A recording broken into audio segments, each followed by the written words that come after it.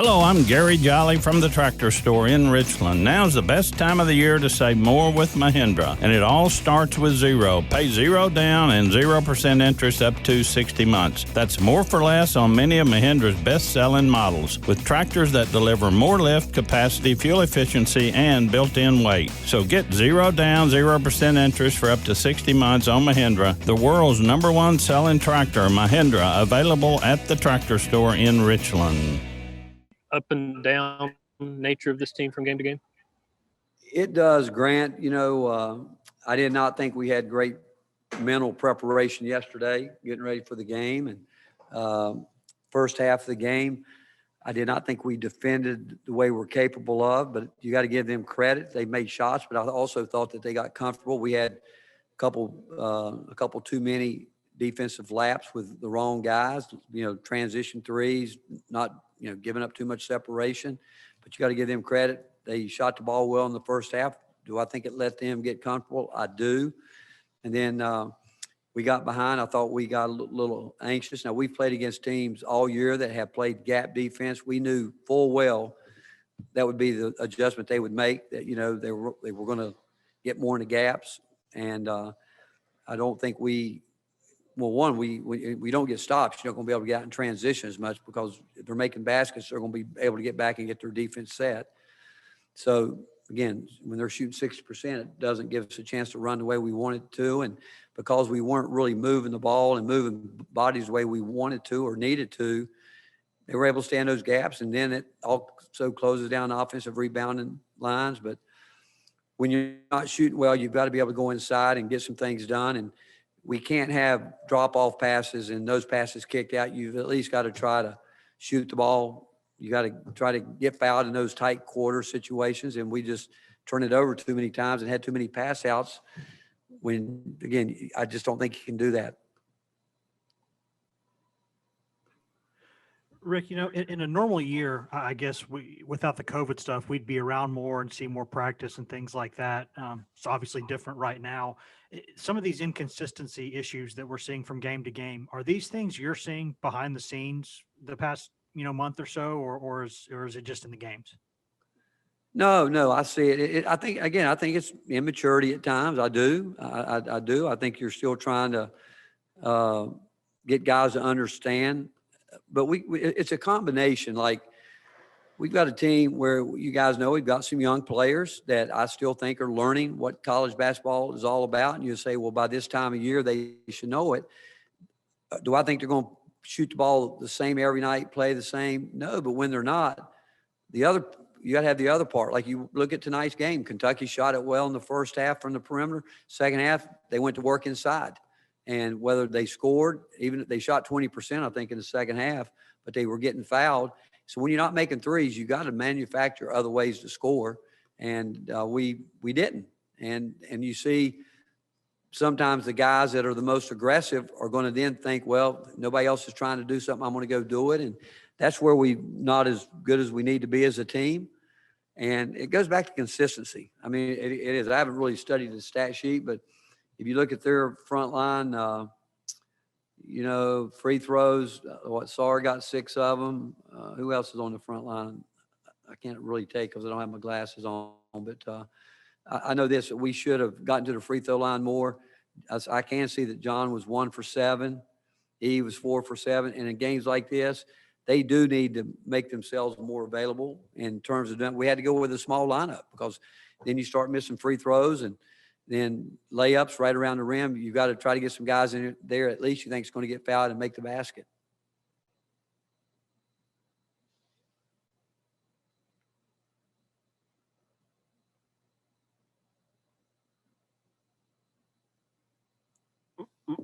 Mike, we're not hearing you.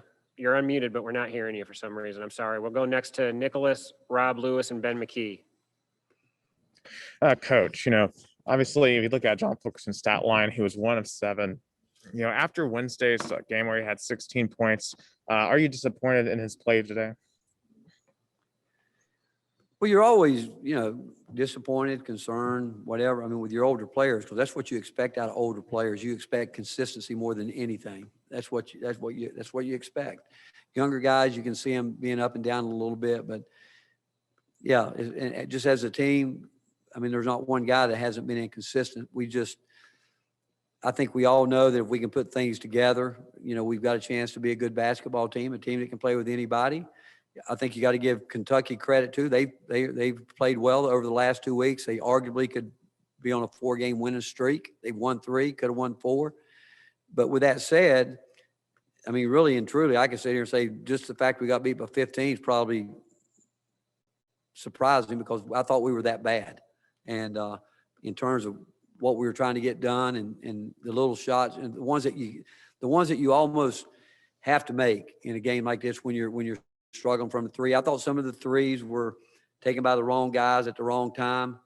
I thought we got stagnant doing that. I don't think you can get the ball and stare down somebody and then raise up. I mean, that's not how we play. We play better when we move it and get going, but just overall, just not a good. I mean, if you think about it, we go from scoring 80 some points a couple of times, 55 today, but I can show you where again our turnovers allowed them. I really still believe the first half, those 15 points we gave them, and I'm not going to say gave it because they took it from us or we gave it to them, any way you want to write it. But that was probably the difference in the game and allowing them to get comfortable. They're going to make some shots because they've been shooting the ball well anyway, but we just didn't ever put them back on their heels.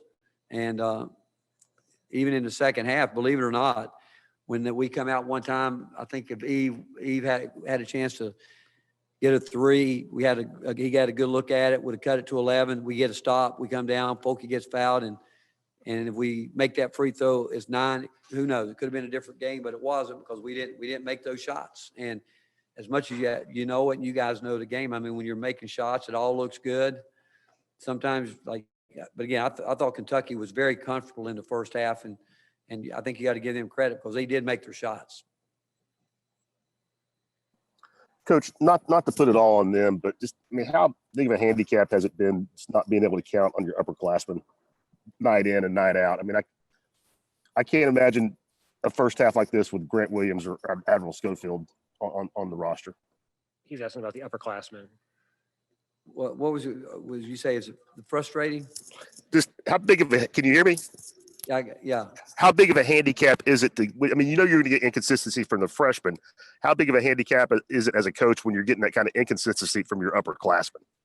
Well, again, when you go back, when you start the year, we knew that we wanted to play really fast, and we knew that we felt like we would be able to do some more things, shooting the ball. We thought we'd be a better shooting team. But we also know that there's nights when you can get great looks and it doesn't go in. That's where you've got to be able to count on your inside game. We thought we could do that, We haven't got it. And the ones that are frustrating is you cannot, I don't think, when you get drop-off passes around the rim, kick them out. I think you got to go up, be strong, get fouled, finish those plays. And again, we need everybody. But right now, more than anything, you do need consistency from your older guys. They've been through it. They should understand it. And I wish I could fix it. I do. We've talked about it a lot, and we'll continue to talk about it. But again, it might be that we're going to have to, Josiah, obviously you guys know with him at the lineup, it changes a lot of what we can do when he's out there playing one of the post positions. And in terms of stretching the floor, that gives us a little more space to attack in a way that we weren't able to today. We weren't able to get that spacing that we had up there because of having 4 guys on the floor that you really definitely have to guard, and you're not going to give them any looks. But that's part of the game, and not taking anything away from them. But again, am I disappointed? I'm very disappointed because I just think that we should be beyond this point of the inconsistencies that we're getting.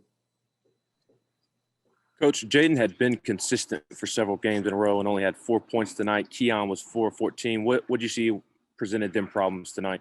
I thought they were, again, hesitant. I think those guys are young and learning that every game is going to be different. And then, I don't think there's any question.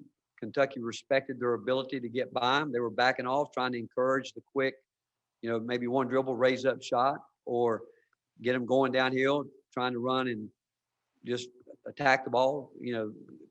Obviously the scouting report is when Keon gets the ball in there, go in there because he wants to turn and spin. We've talked to him about that. But some shots that you guys have watched them play that they normally make. Again, I thought they were a little bit hesitant early. Like Jaden was in there, got too deep a few times, and again, he still needs to get the ball up on. And he got one blocked, and I don't know if that changed his mindset or what, but that's where you adjust. I mean, there's nothing wrong instead of getting to 6 feet, stop at 8 feet. I've always said a wide open shot contested by one is a whole lot better than a 8-foot shot contested by one is a whole lot better than a 4-foot shot contested by 2 or 3. And I thought he got himself in trouble getting too deep. And then when he made a couple of tried to shovel passes, he turned them over, let them get out in transition, and just wasn't a very clean game for either one of them. Mike, Grant, and Wes. Rick, was Jaden feeling all right today? I remember you said he wasn't feeling well the other day. And what's Josiah's status? I think he's feeling great. I don't think he's feeling great, to be honest. Again, I'm not making excuses, but do I think he's feeling great? I don't. I don't think he does. So that's that's part of where we all are. I mean, there's a lot of guys that play when not feeling well, and some guys handle it better than others. But to be quiet, you'd have to ask him. But I don't think he's feeling great. And what's Josiah's status? Again, I think he wanted to try to go today. He just didn't feel like he could do it, and it'll be up to him and what he feels he can work through. And whenever he feels he's ready, I know he'll be ready to go. He'll be wanting to get back in and going at it. Rick, can you put your finger on why this team doesn't seem to handle adversity well outside of, I guess, what they did at Kentucky? It seems like when adversity hits, they haven't been able to respond.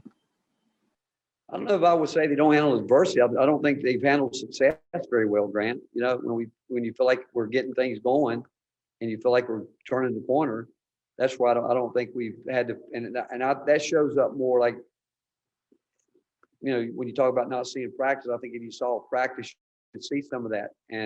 But I will say this too, that goes back to really leadership within the framework of what we're trying to do. And some of that we talk about has got to come from within the players. But I would say that more of the adversity I don't think we've handled success very well. I really don't, because it's that old adage, if you're not getting better, you're getting worse. And I know yesterday we didn't get better in terms of what we need to do with our preparation. And that's frustrating. We talked about it because, I watch practice tape every day, sometimes twice a day. And I made them watch what we did in practice yesterday and showed them that, hey, this ain't going to work. And we honestly came out and played the first half pretty much how we practiced yesterday. And understand this, it wasn't very long. It wasn't. If you took each guy's time that we worked on what we needed to work on, may have been 30 minutes at the most. And that's the frustrating part of it, because we want to stay fresh. We want to keep their legs there. But it's so much, this game is so mental, so much more mental than people might think. And we're not where we need to be mentally yet. Rick, I know there's obviously a lot of different ways to play offensively. And, some teams are kind of focusing so much on either shooting a three or getting to the rim. And y'all seem to do it a little bit differently with more of that mid-range game. How many of those kind of tough mid-range twos or shots y'all are trying to get versus ones you're having to settle for? Well, to be honest with you, our whole philosophy is we want to play at 3 levels. We want to get to the rim. We want to shoot threes, but we're not afraid to take the mid-range game. We're not, because we think it'll be effective. So, again, that's, we want to be able to score at all 3 levels. And, we've been good at it. I don't think we're getting what we need at the rim right now. I don't think it's really a great sign when you've got to go with a 4-guard lineup and get a guy down low that's fighting harder to score than your post players are doing. And some of that is simply to get fouled. We got to get fouled. But I just thought we were very lethargic, and that I wish I could put my finger on right now. All I can go back to is what keeps going to my mind is exactly what I saw yesterday in practice, in a short practice.